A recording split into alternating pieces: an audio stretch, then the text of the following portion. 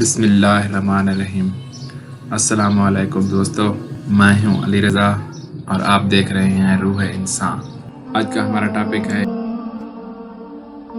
امام جعفر صادق علیہ السلام کی خدمت میں ایک شخص اپنا بچہ لے کے آیا اور کہنے لگا، اے نواسہ رسول، یہ میرا بچہ اکثر بیمار رہتا ہے۔ بس جیسے ہی یہ پوچھا گیا تو امام جعفر صادق علیہ السلام نے فرمایا، اے بندہ خدا، اس بچے کی ماں سے کہو کہ وہ دونوں چھاتیوں سے دودھ پلائے، کیونکہ ماں کی ایک طرف سے بچے کی خوراک پوری ہوتی ہے اور دوسری طرف سے بچے کے جسم کے لیے پانی کی کمی کو پورا کرتی ہے۔ یاد رکھنا، وہ بچہ صحت مند رہتا ہے جس کو ماں دونوں طرف سے دودھ پلاتی ہے، کیونکہ میں نے اللہ کے رسول صلی اللہ علیہ وآلہ وسلم سے سنا کہ بچے کو دودھ پلاتے وقت ماں اللہ کا شکر کرے، اللہ کا ذکر کرے اور ہم محمد و آل محمد پر درود بھیجے، کیونکہ اس وقت وہ تمام احساسات بچے کے جسم اور دماغ پہ اثر کرتے ہیں جو ماں بچے کو دودھ پلاتے وقت کسی کے لیے برا سوچے گی یا شیطانی کاموں میں مصروف رہے گی تو وہ تمام اثرات بچے کے وجود پہ اثر کریں گے، یوں بچہ بڑا ہو کے نافرمان اور بد اخلاق بن جائے گا۔